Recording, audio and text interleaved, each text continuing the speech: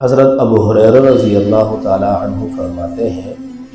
کہ رسول اللہ صلی اللہ علیہ وسلم نے ارشاد فرمایا کہ اللہ تبارک و تعالی کے صلہ رحمی جو ہے یعنی ایک دوسروں کے ساتھ رشتہ داری پالنا شجنۃ من الرحمن اللہ کی صفت رحمان سے مشتق ہے، یعنی صفت رحمان کے ساتھ اس کا ایک خاص تعلق اور اس کی ایک خاص نسبت ہے۔ اللہ تبارک و تعالیٰ نے اسی بابت فرمایا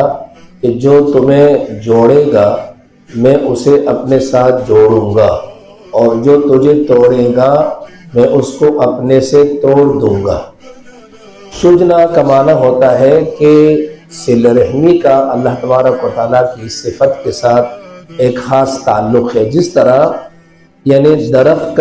کی جو شاخ ہوتی ہے اس کا تعلق درخت کے ساتھ ہوتا ہے، یا جس طرح نسبی تعلق ہوتا ہے، باپ کا بیٹے کے ساتھ رشتہ ہوتا ہے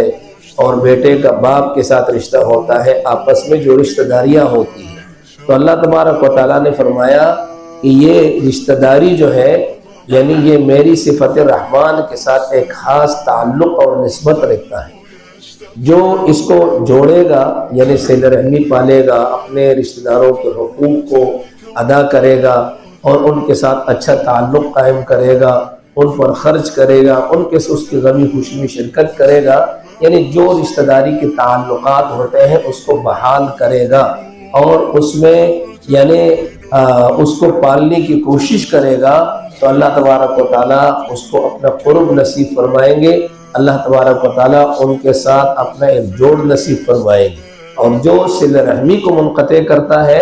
اور ایک دوسرے کے ساتھ رشتہ داری نہیں پالتا، اس میں جنگ جھگڑے اختلافات اور ایک دوسرے کے ساتھ بغض حسد، ایک دوسرے کو تکلیف پہنچانا، یہ سلسلہ جاری رہتا ہے، تو اللہ فرماتے ہیں کہ میں ان کو اپنے سے توڑ دوں گا، یعنی ان کا میرے ساتھ کوئی تعلق نہیں رہے گا۔ تو آپ اس حدیث سے اندازہ لگا سکتے ہیں کہ صلہ رحمی کا شریعت مطہرہ کے اندر کتنی اہمیت ہے کہ اللہ تبارک و تعالیٰ نے اس سلسلے کو جوڑنے کے لیے یہ شرط رکھی ہے کہ جو اس کو جوڑے گا تو میں اپنے ساتھ جوڑوں گا اس کو، اور جو اللہ کے ساتھ جڑ گیا آپ جانتے ہیں کہ ان کی دنیا اور آخرت کے مزے ہیں، اور دنیا اور آخرت ان کا ہے۔ اور اگر یہ بندہ اللہ سے یعنی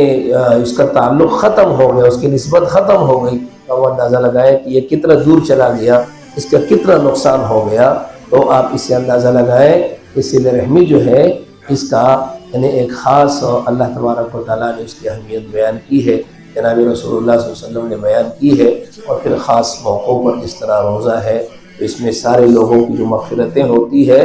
تو اس کے یعنی یہ بھی اس کے ساتھ ہے، یعنی اللہ تبارک و تعالیٰ نے جوڑ دیا ہے کہ جو صلہ رحمی پالے گا تو رمضان مبارک کے اندر اس کی مغفرت ہوگی، اور اگر وہ نہیں پالے گا تو رمضان کی اس عام مغفرت سے جو ہے یعنی اس کا کوئی تعلق نہیں ہوگا۔ اللہ تبارک و تعالیٰ سے دعا ہے اللہ ہمیں صلہ رحمی جوڑنے کی توفیق عطا